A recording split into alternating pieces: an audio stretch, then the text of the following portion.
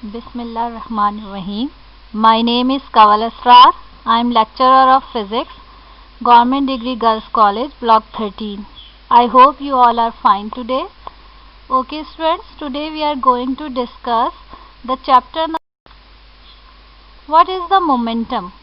Momentum is the intrinsic property of the moving object. Like we have to discuss in the chapter number 2 in the inertia. What is the inertia? Inertia is the intrinsic property of the material object. Similarly, momentum is the intrinsic property of the moving object. What is mean that when any object moving with the certain velocity, it must have a momentum. I hope you understand what is the momentum. It is the intrinsic property. Now we can define the momentum in the simplest way. The product of mass and velocity is called momentum. That is the simplest definition of the momentum. Mathematically we can say that P is equal to m into V. P is denoted by the momentum, m is denoted to the mass, and V is denoted to the velocity. You know that the mass is a scalar quantity and V is the vector quantity. So what is the momentum? Momentum is also a vector quantity. Now how can we find the SI unit of the momentum? We know that mass represent into the kilogram, velocity represent into the mass per unit time. ठीक है बेटा? तो what is the SI unit of the momentum? Kilogram meter per second. And the SI unit in the short form of momentum, we can say that P is equal to N into S. N represent to the Newton and S represent into the second. It has an other definition how to drive the unit of the momentum. Okay, now we move on to the next slide. Here we have the relation between the second law of the motion and the momentum. You know that what is the second law of the motion? When we apply a force on a body covered the some distance, means ki some acceleration, body having the some acceleration. Now we can prove that the relation between the momentum and the second law of the motion. Consider a body of mass m moving with the velocity vi. Vi is the initial velocity. Let the force be F applied on it for the time delta t such that the velocity of the body changes and become Vf. Vf is a final velocity. Therefore, we can write that initial momentum is equal to m into Vi. Because we know that the definition of the momentum P is equal to m into V. So, we can write the initial momentum is equal to m into Vi. Now the final momentum is equal to mvf, and the change in the momentum is equal to mvf minus mvi divided by delta t. You know that what is the meaning of the change? When we subtract the final term into the initial term with respect to the time, it is called the change. It is also meaning the rate of change. Rate of change of momentum is equal to mvf minus vi divided by delta t. But we know that final velocity minus initial velocity divided by with respect to time is also called the acceleration of the body. Because what is the acceleration? The rate of change of velocity is called acceleration. And here you can see that we can write vf minus vi divided by delta t is equal to a. So the rate of change of momentum of a body is equal to m into a. M into a is also called a force. M into a is also called a force.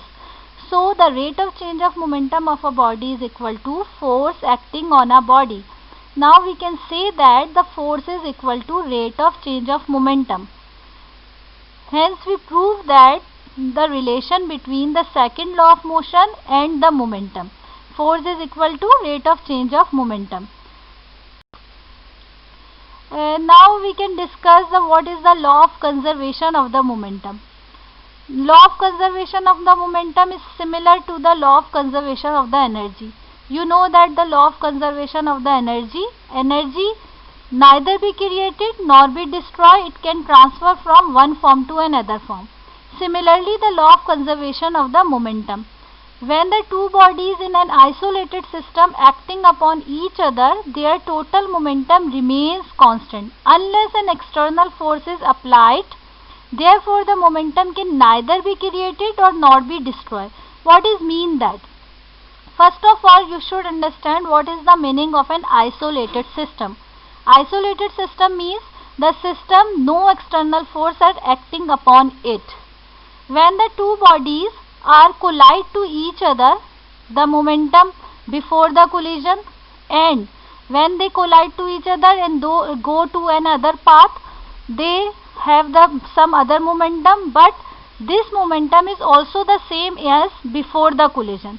What is mean that the momentum before the collision and the momentum after the collision remains constant. This is called the law of conservation of the momentum. Momentum is similar, neither be created or not be destroyed. It can transfer from before the collision to the after a collision. Here we have some examples of the law of conservation of the momentum. Air-filled balloon, system of a gun and a bullet, motion of a rocket. These are the suitable examples for the law of conservation of the momentum. Here we have a two type of the collision. Elastic collision and inelastic collision. But what is the meaning of the collision? Collision is a situation in which interacting the bodies experience the large force for a short interval of time. The line along which the internal force acts during the collision is known as the line of collision. This is the meaning of the collision. Collision is when the two bodies are interact to each other. It's a very short interval of time, and the line along which the internal force act during the collision is known as the line of the collision. Here we have a two type of the collision: elastic collision and inelastic collision. This is the very much important for you. You know the definition of the elastic and inelastic collision, because after this, when we prove the law of conservation of the momentum, we take the elastic collision, not an inelastic collision. So what is the elastic collision? The energy and momentum both are conserved. In an elastic collision, before a collision, momentum and energy must be equal to the momentum or energy after a collision. Means both are conserved in an elastic collision. And what is the meaning of the conserve? Conserve means something fixed and constant. Before the collision, we have an energy and momentum, and we have after a collision we have a momentum and energy, but both are same and constant. But in an inelastic collision, only the momentum is conserved, but energy is not conserved. This is an inelastic collision. Okay. Now here we have a proof the law of conservation of the momentum. The question is also asked for like this: the state and prove the law of conservation of momentum. So you can write what is the statement. In an isolated system of interacting bodies, the total momentum of the system remains constant, or the net momentum of an isolated system of the interacting bodies always remains constant. You can write the statement like in these two types. Okay. Now we have a proof what is the law of conservation of the momentum. Here a diagram shows that we have a two bodies m1 and m2 moving with the initial velocity u1 and u2 before the collision, and after the collision they move with the velocity m1 move with the velocity of v1 and m2 move with the velocity of the v2 after a collision. Okay, now consider an isolated system of two interacting bodies of masses m1 and m2 moving the velocity u1 and u2 respectively. u1, u2 is the initial velocity before the collision in the same direction such that m2 is behind the m1 and moving faster than m1. Therefore, there will be the collision between the two bodies. Let their velocities after the collision will be v1 and v2 respectively. Since system is an isolated, it means no external force acting on two bodies. we have to clear the definition of the isolated system. Therefore, when the bodies come in contact with each other, only action and reaction forces are exchanged between them. Okay, let delta t be the time for which the bodies come in a contact. Delta t is the time when the two bodies are collide with each other during the collision, and F1 be the force acting on M1. During the collision, F1 be the force acting on M1 exerted by the M2. Then what is the force? The rate of change of momentum. We have to derive in the last topic. F1 is equal to M1 V1 minus M1 U1 divided by delta t. This is the rate of change of momentum is equal to force. Similarly, F2 acting on M2 at the same time exerted by M1 is given by F2 is equal to M2 V2 minus M2 U2 divided by delta t. This is also the rate of change of momentum, which is equal to the force. According to the third law of the motion, and every action there is an equal and opposite reaction. This is the Newton's third law of motion. We know that. So F1 is equal to minus F2, because we know that the every action there is an equal but opposite reaction. So we can write that F1 is equal to minus F2. Now we put the F1 and F2 value in this equation. So we get M1 V1 minus M1 U1 divided by delta t is equal to minus sign according to this equation, and M2 V2 minus M2 U2 divided by delta t. Now delta t is cancel. So M1 V1 minus M1 U1 is equal to minus M2 V2 plus M2 U2. Now we separate the U terms in the right side and V terms in a left side. Let M1 V1 minus M1 U1 is equal to minus M2 V2 plus M2 U2.